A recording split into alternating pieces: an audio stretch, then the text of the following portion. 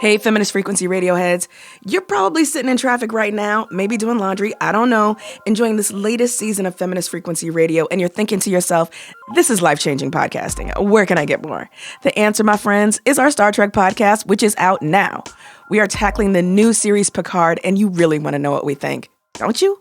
Tune in wherever you find your podcast and listen today. Best documentary has amazing things you should check out. Best live action short. Like, there are things to celebrate. Those often aren't the categories that are shown during the ceremony. They might be in, an alternative ceremony. But there are places in which, like, new, amazing, beautiful things are being created and celebrated. So just, scan down the list past the first, 5 categories and then dive into it. There's some things we're checking out.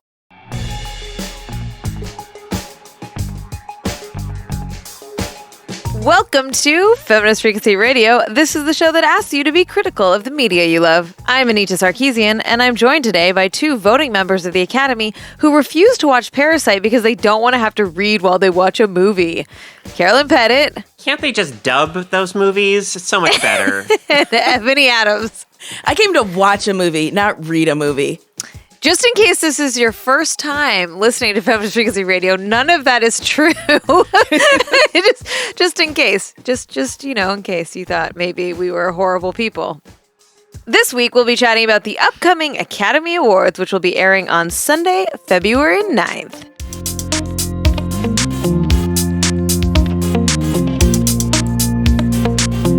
Hey, everyone. Hey. My dear friends. Hello. I have been traveling for approximately 5,642 days. Yeah. That's loco. I saw you tweet that you visited the Chicago Museum of Science and Industry. And I did. It's going to be part of my freak out. Oh, wonderful. So I lived in the greater Chicago area when I was very young. And, my memories of it are very hazy.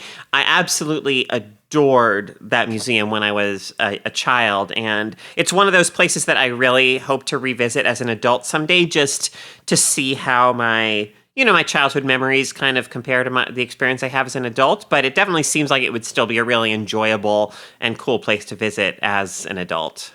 It was wonderful, and I will tell you all about it later. Terrific. But can we go back to me for a minute? Of course. I've been on the road for a week, and I swear to God, I feel like I've been traveling for 10 years. I really want to come home. Help me. This is my cry for help. Ebony, Carolyn, help me. I will offer whatever assistance I can provide. No, you won't, because you're staying at my house and loving it. Oh, I am loving it, even though you have the hardest water known to man. But it is, apart from that, the coziest, cutest, most adorable house that I love it. I never want to leave. Yeah. Anita, can I just say... Ebony's moving in with me, y'all. You heard it here first. Yeah. So, Anita told me, hey, I've got this water filtration system because the tap water here is garbage. I don't want to pollute your body. She cares about me. And she's like, here's this complicated, 17-step process to change the water filtration system. And I freaked out because I hadn't seen it. And I was like, oh my, this sounds hard. I'm going to fuck this up, and then he's going to be back and be furious with me. Uh-huh. Meanwhile, I offered to water her plants, and she was like, nah, I got someone coming over. You don't know how to do it. And I was like, wow. Okay, she's probably one of those people that has, certain food mixtures for her plants and, different levels of things. And I need to check the pH balance. Girl, listen, you had me stressing over nothing. The instructions for the plant watering was, there's a silver watering can outside. There's a white one inside. Use the watering can that's closest to those plants. Don't overwater. I'm not having you ozonate the water before you water my indoor plants, which is what I would do if I was there. But, whatever. I'm taking it easy on you. I will say my water filter isn't that complicated. It's just it will dry out if you don't use it, and I wasn't sure when you're going to be there. And then if you overfill it spills everywhere. So whatever. No, it's all good. Shout out to my fellow Berkey water filter people, because that's the shit. Yeah, it's delicious water. It is. It's really wonderful water. God, what an impressive opening to this show today. I'm going to start my Homemaking with Anita Sarkeesian podcast soon, and this was a taste of that. I would listen to that. It should also be called Anita's Weird Woo-Woo Attempts at Helping Her Health that are total bullshit, but she does them anyways. Invite me on those episodes, because I absolutely will be like, okay, here's a tour of the things that I saw when I stayed in Anita's house that I had no idea what this was for. Yeah. I'm here for this, and nobody else, so that's fine. Why don't we talk about the Oscars? Do we have to?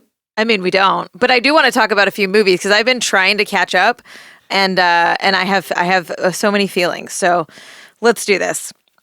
Despite the declining ratings year on year, the impossibility of finding a host without a back catalog of homophobic jokes, the increasing perception that the ceremony is just a way to celebrate the same old stories, starring the same kind of people, told by the same old folks who've always shaped our media, the Oscars are still a huge deal.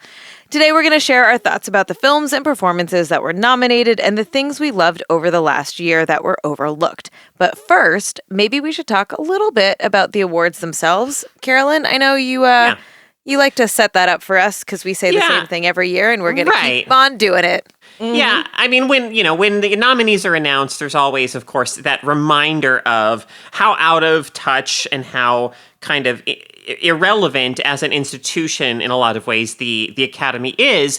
And so then you might ask, well, why would we at Feminist Frequency even deign to acknowledge the awards or treat them as if they matter? And I think the reason is that it's because we as a culture treat them as if they matter, that they matter.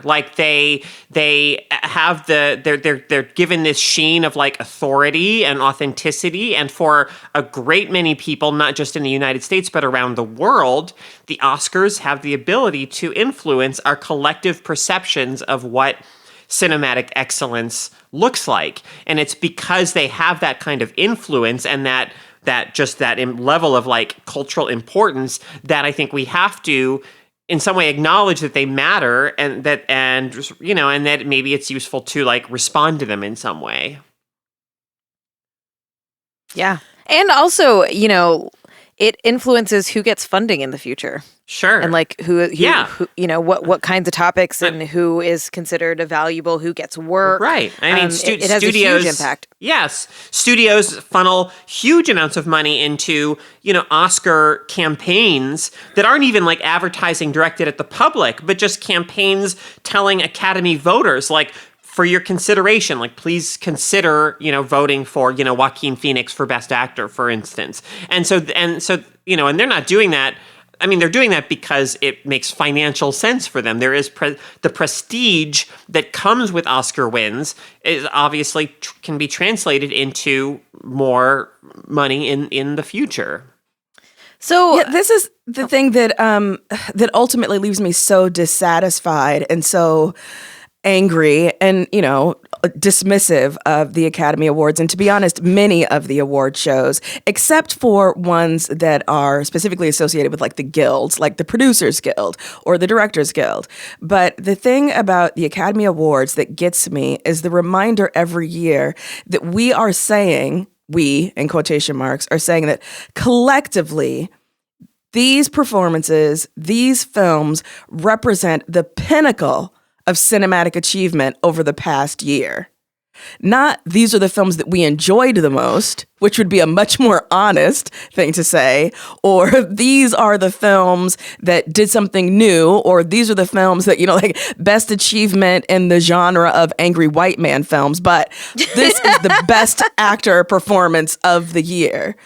And so when you look at the nominees and the types of nominees that get nominated year on year, you're like, wow, of every movie that came out that was eligible for an award, and we could talk about eligibility too, but everything that came out, these are the 5 best, and they just happen to be the same types of white dudes. Actually, Ebony, amazing. Can you talk about eligibility? Do you feel equipped to do that? Because I think a lot of folks don't know how that works. Well, I mean, obviously there are the kind of standard eligibility criteria, like, release date, for instance. So, within the calendar year delimited by, set forth by the Academy Awards, your film has to come out theatrically, although there was some, wiggle room there with like Netflix and streaming movies, et cetera, during the course of that year to be eligible. But I don't know if you guys remember, y'all remember the story a couple of months ago about a wonderful Nigerian film that was ruled to be ineligible for the Oscars because it was primarily in English.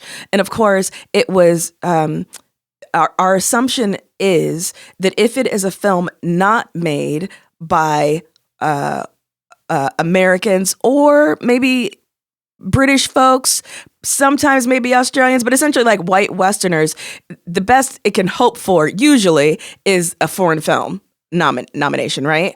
But it has to be in a foreign language. And so there was this discussion about what does that mean for places like Nigeria or, other places that, like colonized places who, many folks speak English. Like, what does it mean to say your only true option at the Academy Awards is this one specific narrow category, but you're not even going to be eligible for this because you're too foreign and yet you're not quite foreign enough. Yeah, absolutely. So with all of that, what were folks' initial reactions when they saw the nominees for the different categories? Namely Best Director, Best Picture, but whatever you were thinking. Well, for me, it was that resignation of because Joker dominated. Joker, I think, has numerically like the most nominations, and that's a film that I just think is. And this is my personal take, but I think it's a very hollow film that looks very good on the surface. Aesthetically, it has the sheen of like artistic achievement, and like it has not the best acting, but the most acting, which are things that that the Academy responds to in terms of Joaquin's performance, and that these are things that. It was just that kind of like, oh, fuck, like Joker is just such a morally hollow, empty film. And yet, of course, the Academy is just showering it with praise. Like it was that, oh, yeah, it's still like that. Like that's what the Academy is. That's what the Academy does, of course. Oh, Greta Gerwig not nominated for Little Women, even though that is, in my opinion, like one of the most strikingly directed films of the year, a film where you really feel the director's stamp on, every frame. Oh, of course. Like, yeah, typical. It feels startling that she wasn't nominated. Like it's such a huge, like, obvious hole that it feels so intentional in this way that is it. I feel like, I often look at the Best Picture nominees. That's really where I tend to like latch onto when I first look at Oscar noms, and it just feels so exhausting, right? Like it feels like several years ago there was a Twitter hashtag called Oscars So White to acknowledge how deeply white the Oscars are, and the Oscars themselves responded to it in trying to be less white in their at least the performance on stage and the presentation of it. And I think we started to see a little bit of shift in the nominees over the years, and when I look at the Best Picture, I'm like Ford versus Ferrari, The Irishman, Joker, like Little Women. I'm not saying Little Women is a problem. I'm just saying Marriage Story, like Once Upon a Time in Hollywood, the war movie, like Parasite is it. I like that you don't even call it by its name because you could just put that into the stand-in every year, right? Like Parasite is a very shocking, a very obvious like margin of error in this category. Yeah, that thank God is in there, and I would like to speak more at length about Parasite in a minute. But there is this element of like white dude suffering and white dude trials is and like war, and I don't know.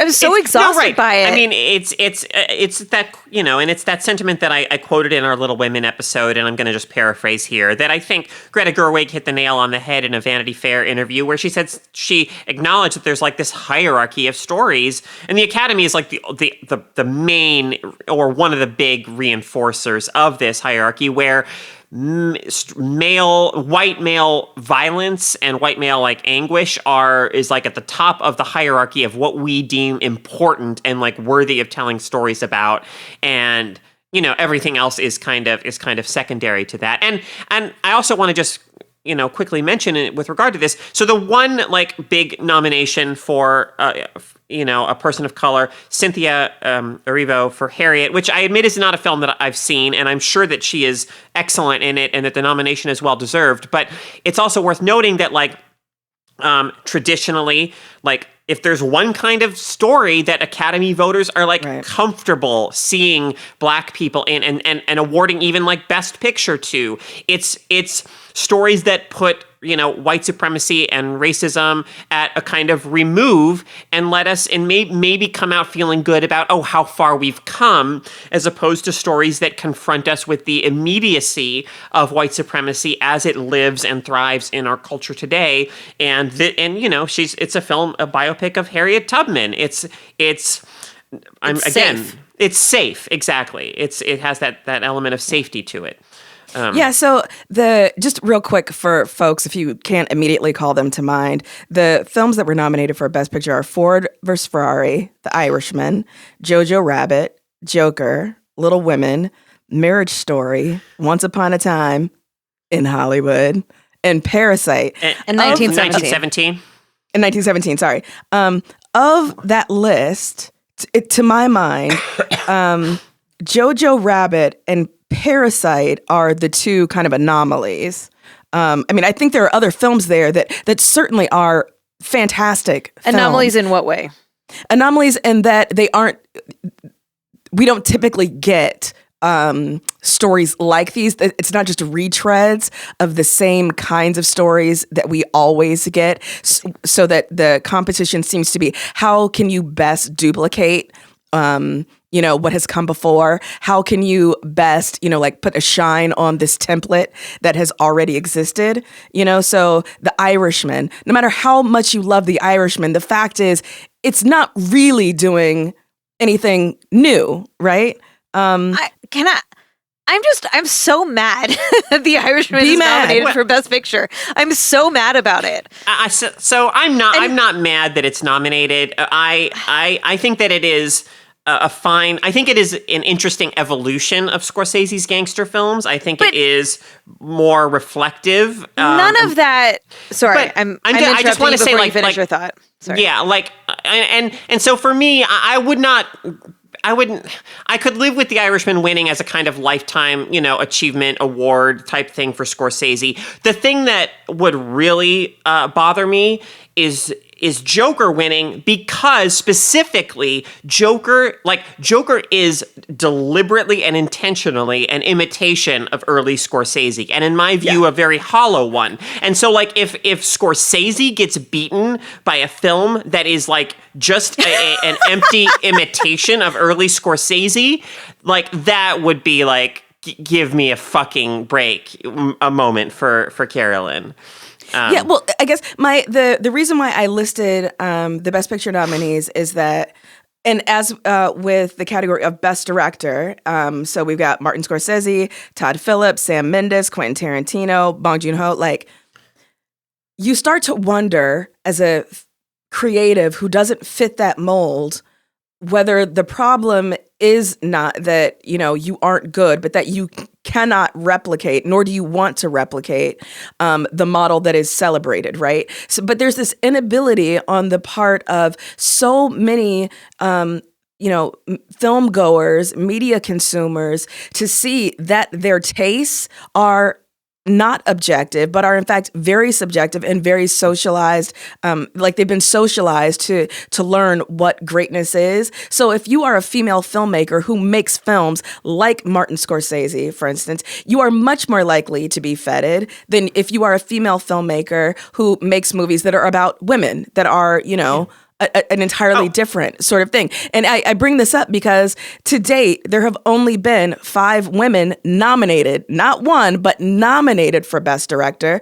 And the woman who has won is Catherine Bigelow, and she won for The Hurt Locker. Like, I think it's not at all a surprise, right? That like, if a woman's going to win, this is the kind of film that she's going to win for. Anita, you wanted to say more, though, about The Irishman, perhaps? Or do you want to... Oh, I was just going to say that...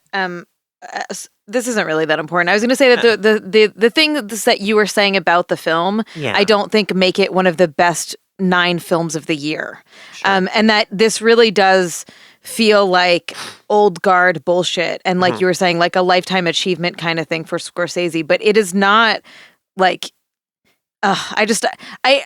I don't think that the film did not need to be 3.5 hours. It felt like a retread of shit that we've already seen a million times. Like, I really want the Oscars to celebrate innovation, and they just don't give a fuck about it.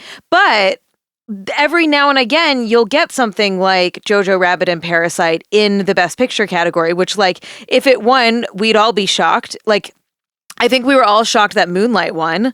Absolutely. And they fucked that up. In the room that night. Yeah. Which, what a wonderful moment that this very old school academy recognized the innovation and the incredible filmmaking of that film. But here I'm like, our options are so fucking limited. And not to... Yeah, I don't know. That's all I was going to say. Is I haven't seen Ford versus Ferrari. I haven't seen 1917. Sure. I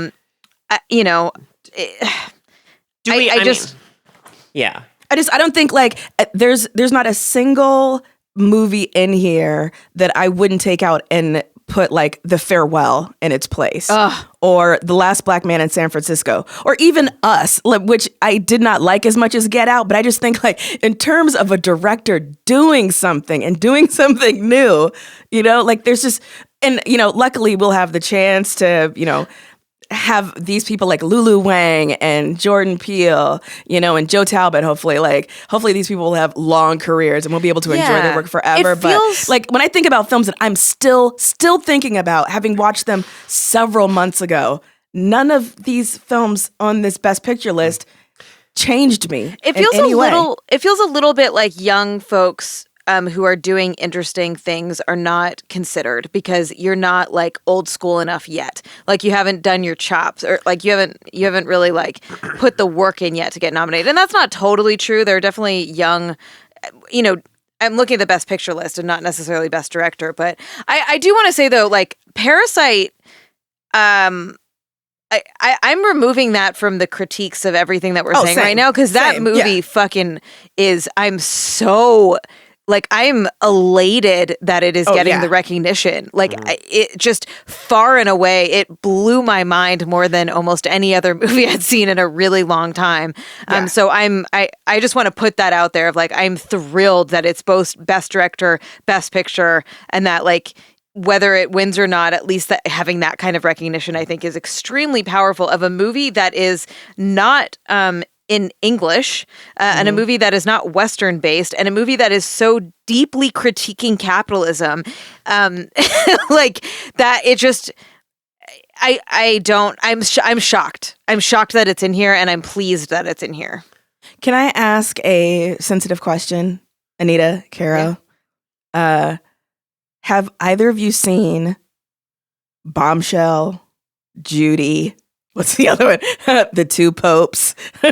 I mean, which is not to say anything about these films, but this year, more than I think the past 10 years, I have been so uninterested in so many of the front runners and some of the performances. Like, even if I didn't agree with, an Oscar nomination in the past, there was still a part of me that was like, oh, but I want to check out this film. It will be a cold day in hell before I sit down and watch Judy or Bombshell. Like, I just Yeah. Like, or Richard Jewell. Like, the fact is, I'm just never gonna watch those films. But I don't know. I think often though a performance. I don't think it's unusual for performances to be recognized in films that are not that interesting otherwise, right? Like No, not at all. I'm just saying that like that was just illustrative of the way I felt overall about the categories. But I was struck by how many of the films that had nominations in big categories that I hadn't seen, and I felt no push to like rush and hurry up and see, some of them. Because usually there's some like for a performance to be nominated as Oscar award winning, the film, it's not like the whole film is trash and then there's like one good performance in it, right? Like usually the films have some substance to them. And I'm not saying that these don't, but I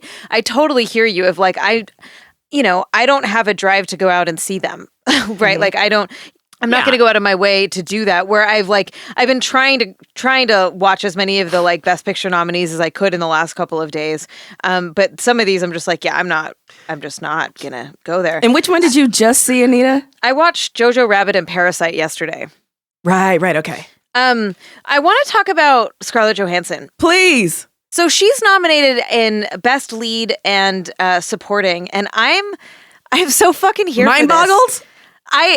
Yes, but also I'm here for it because I have talked so much shit about Scarlett Johansson over the years, so much, and like both in Marriage Story and Jojo Rabbit, I am rolling that back, man. I'm like calling myself out on this. She blew me away in both of these. And I think where I got stuck with her, because I've seen her in other things outside of Black Widow and was like, yeah, okay, whatever.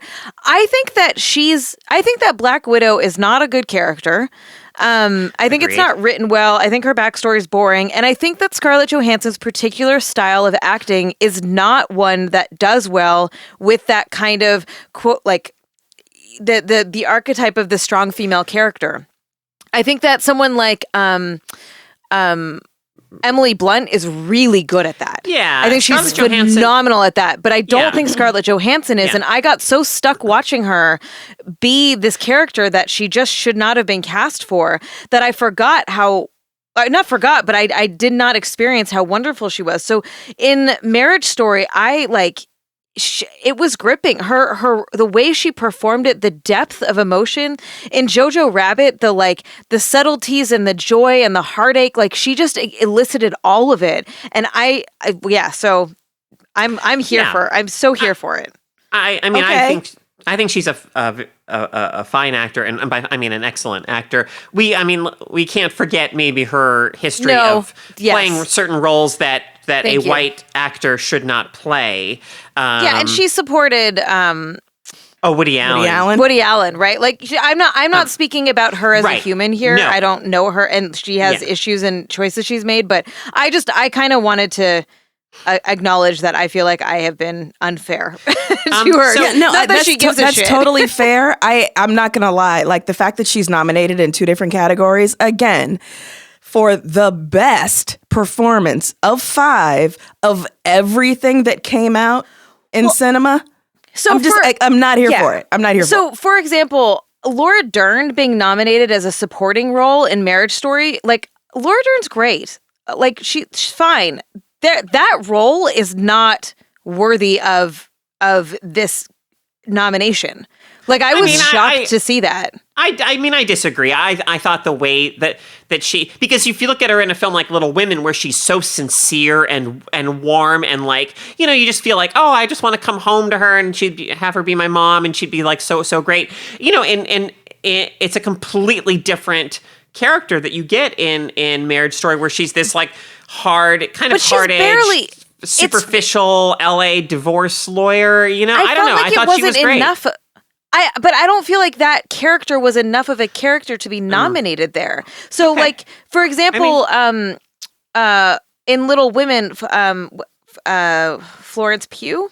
Yeah. I forget the name of the character she played, but like, I feel like that was a substantive supporting role in the narrative to be nominated in that role. I just feel like Laura Dern as the lawyer in Marriage Story wasn't enough to matter.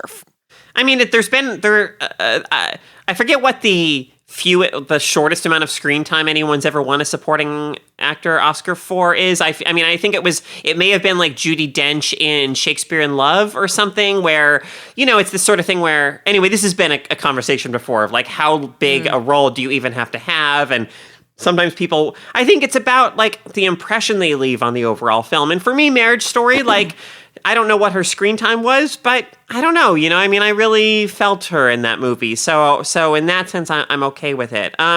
So I cut Ebony off. I'm going to be mad that Jennifer, that's cool. I just want to say, I'm going to be mad that Jennifer Lopez didn't get nominated for supporting actor totally, in that category. Totally mad that she didn't get nominated. Like Hustlers, and also, I just feel like that she should have gotten a nom for that. 100%. And these are these are almost all white women.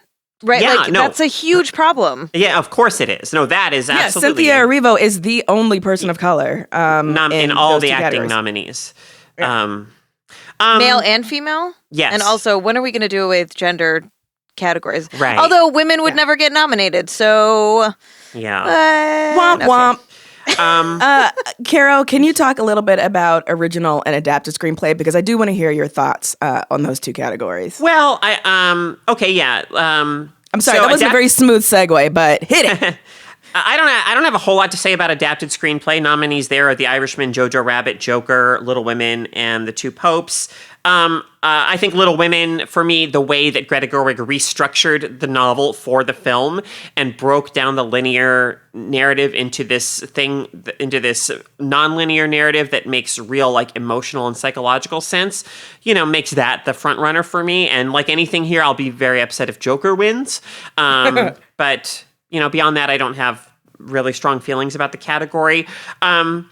Original screenplay, though, so the nominees there are Knives Out, Marriage Story, 1917, Once Upon a Time in Hollywood, and Parasite. And I certainly wouldn't mind a Parasite win here because I think that film is brilliant. But I also really admire the screenplay for Knives Out, where I think Rian Johnson did a really great job of creating a classically structured and really fun whodunit with a great new kind of leading detective character played by Daniel Craig, you know, that also really smartly weaves in a lot of kind of social commentary and, you know, very, very contemporary concerns. So I'm kind of pulling for Knives Out to score a win there in original screenplay out of those nominees. Yeah. Hard same. I do want to say, y'all both saw 1917, right? Oh, heck no. I have a friend who thinks it's phenomenal and incredible and amazing, and so I'm really curious, but I have not seen it yet. It is a film that, oddly, I was left completely emotionally untouched by, at the same time that I recognized the profound kind of, like, you know, ringing of the bell that was happening with these vistas, you know, of like fear and you know, it's and you know, war and, like, you know, man's inhumanity to man and, you know, like life in the trenches. Like, I totally got it. I do think that Roger Deakins, like, what can you say? The dude knows how to fucking shoot a film. Like, it's incredible to look at. But in many ways, I felt like because it was so beautiful to look at, it kind of gets in its own way a bit. And you focus too much on the fact that it is this, you know, essentially one long extended shot from beginning to end. You know, there's a couple of cuts there, here and there, but I think 3 total, something like that, you know? And so you find yourself constantly thinking about how they did the things they did, rather than investing any real, you know, like care for these characters who, yes, are going through just, oh my God, horrific experiences during the First World War. I just wanted to hear what y'all thought of it, but if you haven't seen it, no worries.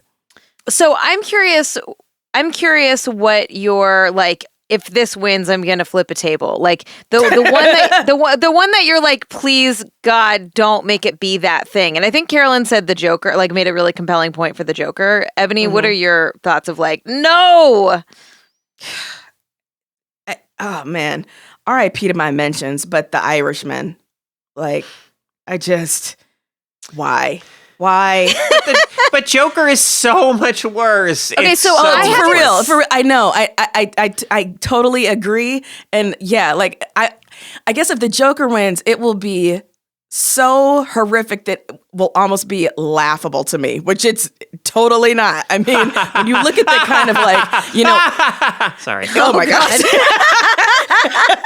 Please do that all the time. It'll be, you're right. If Joker wins, it'll be my Joker origin story, right? Hey. Oh man. So I haven't watched the Joker. It's just Joker, everyone.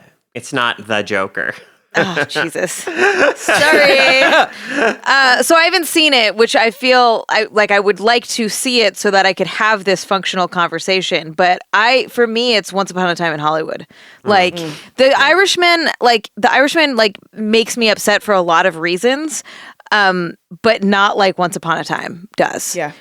In that it's just like complete trash in so many fucking ways, and it makes me so mad. So I think that's the one that I would be really. I suspect though, if I saw Joker, I would be with Carolyn on that as well. Yeah. Also, did anyone see Ford versus Ferrari?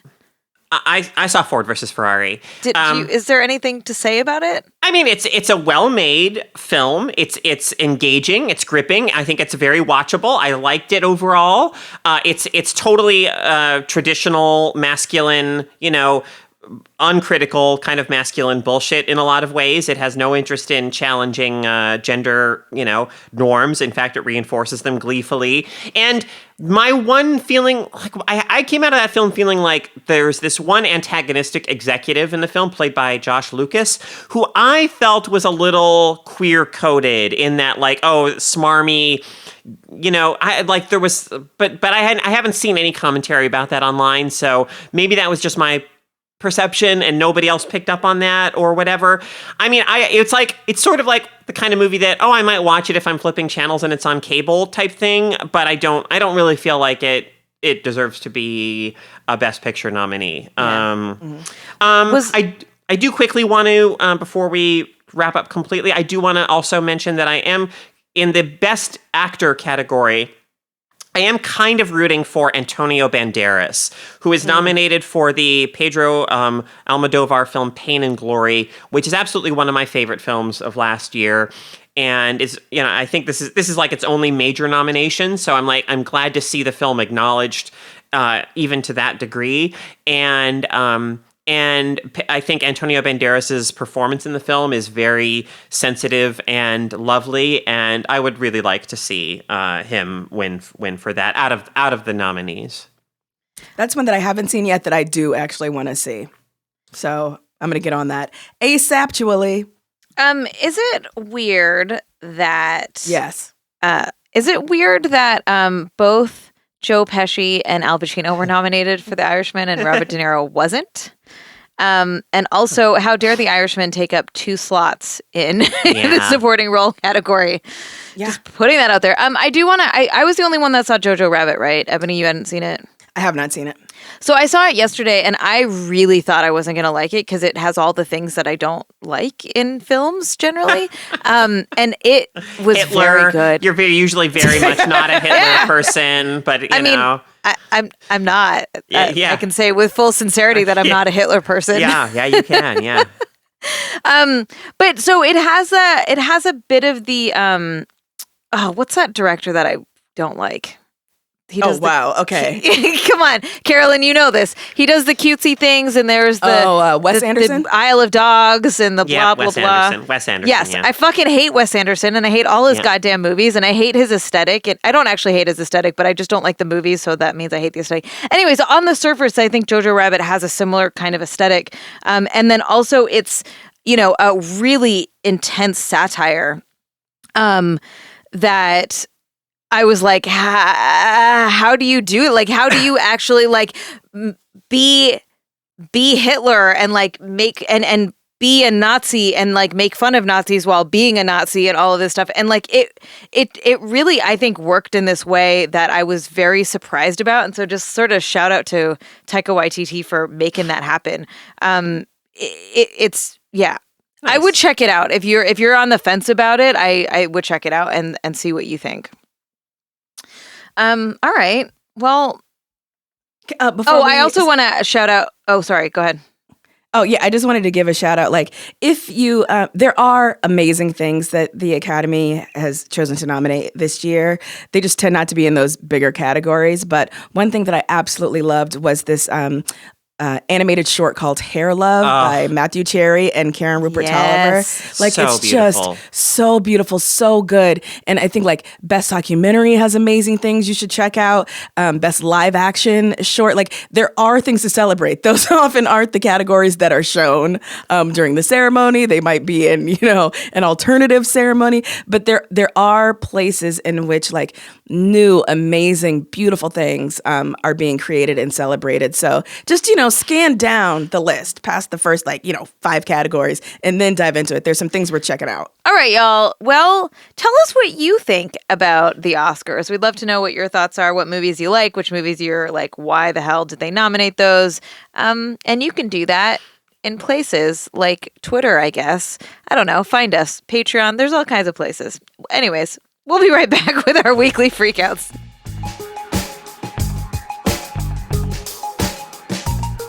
Hey, FFR listeners. Did you know that if you join our Patreon community, you can get nifty perks like early access, exclusive weekly bonus segments, access to our friendly Discord, and more?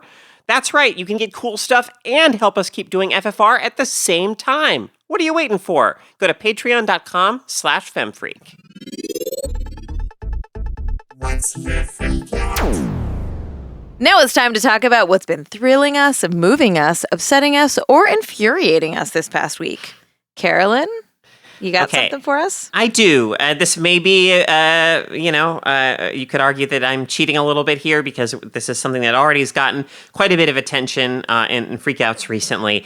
But so Act 5, the 5th and final entry in Kentucky Route Zero, came out at the end of last month. So now the entire American magical realist road trip odyssey is out and available to experience. It's a complete package available on Steam and on consoles. And having revisited it, in the past few weeks, and having played the conclusion and having written about it and stuff, I'm only just more convinced than ever that it is something truly special. It is a work about debt and exploitation and capitalism and struggle that I think is going to kind of. It's like one of the great artistic works I've experienced in my life. It's the kind of work that we all have maybe those few touchstones, those few things that are really special to us and that kind of live on in us as we go throughout our lives. And Kentucky Route Zero is like that rare kind of experience in video games that enters that kind of pantheon of like the truly great works of art. So, let's put a link also to, I wrote a piece that on Medium, I put it up on Medium and that got some attention. We'll link to that. You can read it if you want to know more about why I think Kentucky Route Zero is so special. But I highly encourage folks to check it out. It is a really wonderful game. Ebony, what do you got for us? All right, so I would like to be honest and share the thing that I'm really freaking out about, which is the series finale for The Good Place. But I recognize that probably a lot of people still haven't seen it. So I'm going to save that freak out for next time. Can we do a collective freak out on the next episode of The Good Place so that we can talk about The Good Place? Should we just talk about... I need to talk about The Good Place. Let's talk about it. And, whatever. We'll talk about it, and we'll talk about, how emotional it made me and for what reasons. But anyway, so the thing that I'm freaking out about this week is, holy moly. Okay, there's 2 things.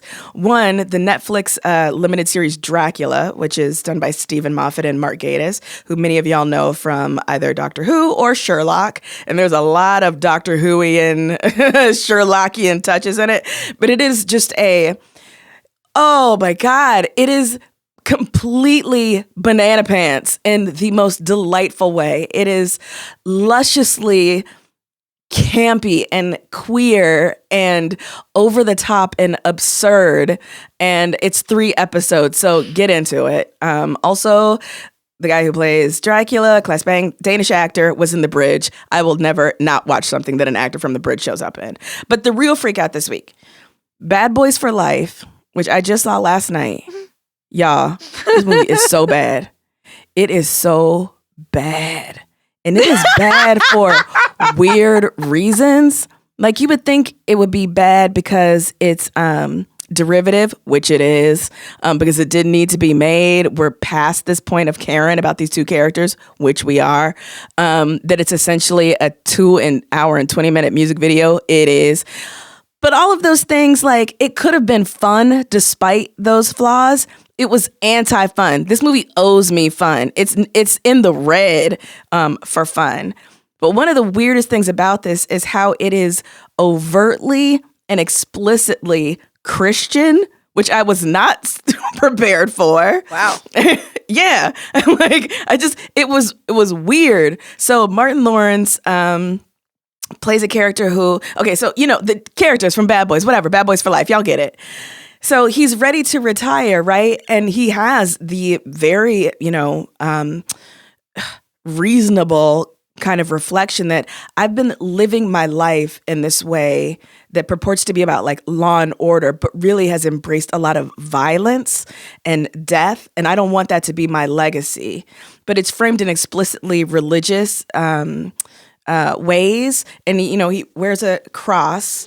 But, is constantly like praying and talking about his vow to God not to live a violent life anymore. And this is set up in contrast to the mother of the big bad, who is a witch, La Bruja, who practices like this sort of cobbling together of kind of like Santeria, kind of practice, like, but specifically like Mexican versions of spirituality that take,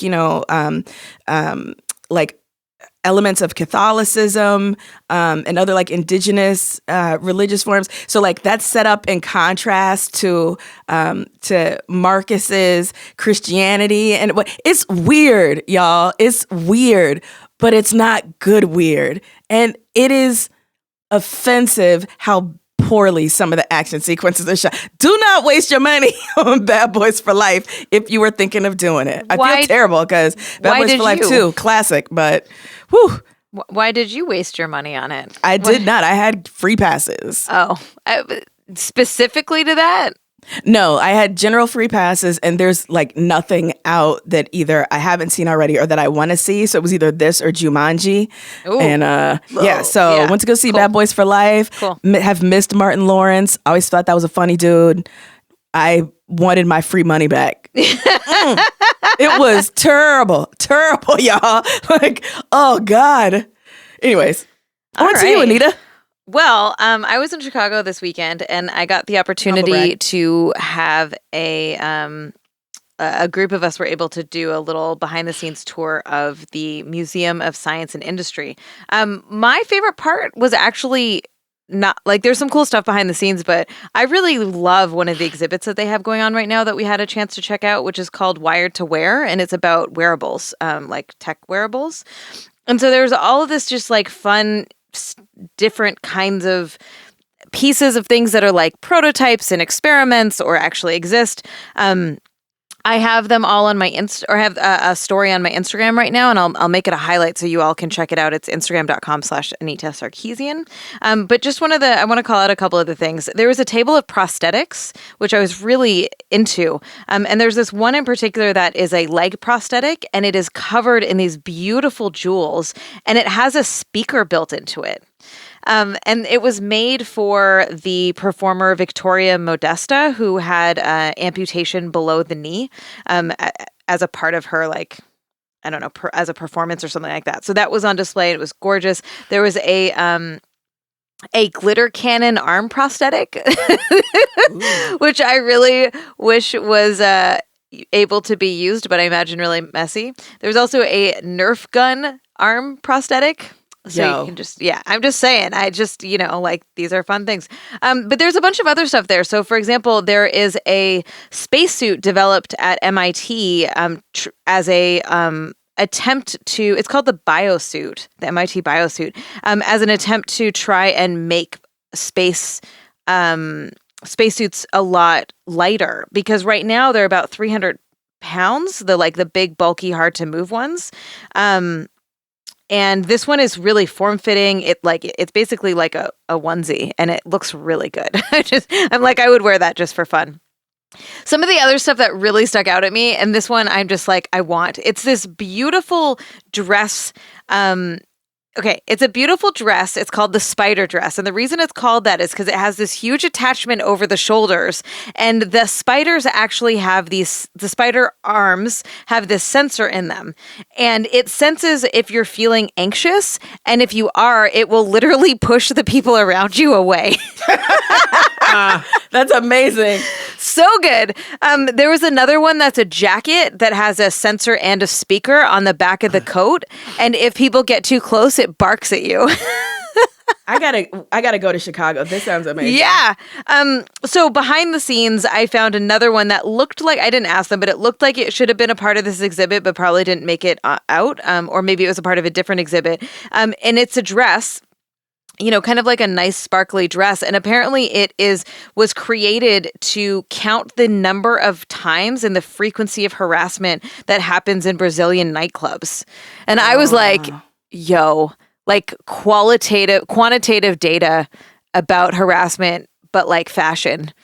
I'm so into it. But there was a bunch of neat stuff. There was this 1918 Henderson motorcycle prototype in the back. We got to play with all of these different sound effects. These old school machines that they used. Machines, I'm using massive air quotes, that they used to do the sound effects in radio plays on NBC in the 40s, maybe the 30s, 40s. Mm-hmm. And so there'd just be a little door and they would just slam it and it would sound like a door is closing, or a giant, those round bingo turny things, but filled with shards of glass. And when you turn it, it sounds like a break-in happened. And so these are the things that they would use live as they were recording. And it was just really, really fun to play with it. So thanks so much to them for, giving us the opportunity to check all of that out. It was delightful. And if you are in Chicago, go check out that Wire to Wear exhibit because it's really, really neat. I want to go. Well, you should.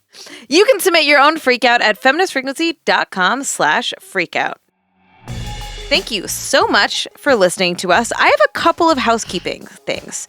One, I am going to be at the Washington Post on Thursday, so I think the day after this comes out, doing a live panel about video games and social impact. So you can check that out on the Washington Post live stream feeds, wherever the hell that is. We'll put a link to the information in the info box. Wow.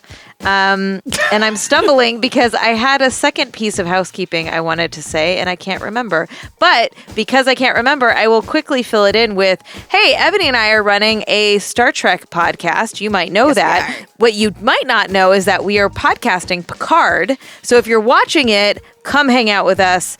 We are talking all about it. We've got some awesome guests, so please join us. Where else are you going to get your hair report, people? Nowhere. I'm just saying, the hair report is a very essential part of my yearly existence. So check that out. Please stay tuned for the Freakin' After Party, which is only available to backers of this podcast. You can learn more at patreon.com/femfreak. And you can find us everywhere great podcasts are found. And if you haven't yet, go to iTunes and subscribe, rate, and review us. You can also follow us on Twitter, Instagram, and all the social medias at FemFreak. I want to say a big special thanks to Ross at Trivia Escape Pod for letting me crash their recording space today while I'm out here in Durham, North Carolina. So thank you. The show is engineered by Rob Para. Carrie Stimson provides technical support, artwork by Jamie Varon, and our intro music is by Phil Circus. Join us next week for another feminist dive into pop culture. Bye. Later. Bye.